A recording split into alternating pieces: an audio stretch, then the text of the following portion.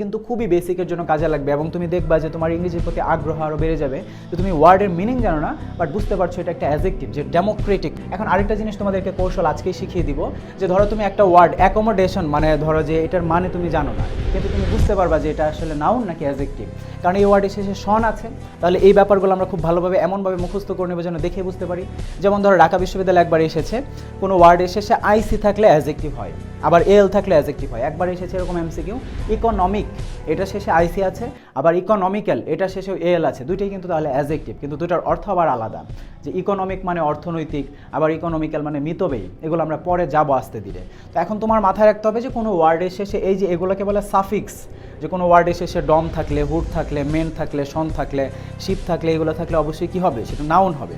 তো এগুলো আমার ডিটেলসে বলার কিছু নেই, এগুলো খুব ভালোভাবে এমনভাবে পড়ে নিতে হবে যাতে করে এটা দেখলে তুমি বুঝতে পারো যে এটা একটা নাউন। আবার কোনো ওয়ার্ডের শেষে এই জিনিসগুলো বা এই সাফিক্সগুলো, সাফিক্স পড়ার দরকার নেই, তুমি মনে রাখবে যে এই জিনিসগুলো থাকলে, এগুলো থাকলে অবশ্যই সেটা অ্যাডজেক্টিভ হবে। নর্মালি কোনো ওয়ার্ডের সাথে এলওয়াই থাকলে সেটা অ্যাডভার্ব হয়, যেমন regularly, naturally, formally, occasionally, sincerely, carefully, carelessly, recklessly, LY থাকলে সেটা নর্মালি অ্যাডভার্ব হয়। আবার অ্যাডজেক্টিভও হয়, সেটা আমরা আরেকটা লেকচার আলাদাভাবে শিখবো, সেটা ব্যতিক্রম। তো আমরা এখানে নর্মালি যেগুলো হয় সেগুলো আমরা জানার চেষ্টা করছি।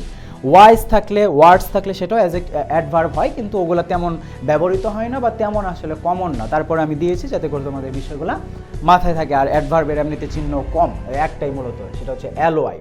তাহলে এই ব্যাপারগুলো আমাদের কিন্তু খুবই বেসিকের জন্য কাজে লাগবে এবং তুমি দেখবা যে তোমার ইংরেজির প্রতি আগ্রহ আরও বেড়ে যাবে। তো তুমি ওয়ার্ডের মিনিং জানো না, বাট বুঝতে পারছো এটা একটা অ্যাডজেক্টিভ যে ডেমোক্রেটিক মানে কি, গণতান্ত্রিক। তাহলে এটা তুমি বুঝতে পারছো যে এখানে আমাদের এটা একটা অ্যাডজেক্টিভ হিসেবে আছে। পটেনশিয়াল মানে কি, তো একটা সম্ভাব্য একটা বিষয় বোঝাচ্ছে। যে ফিজিবল, ফিজিবল মানে পসিবল, মানে সম্ভব কোনো কিছু, ফিজিবল মানেও সম্ভব। তো দুইটার শেষে কি আছে, ইবল আছে। তাহলে এভাবে আমাদের এই বিষয়গুলো মাথায় রাখতে হবে।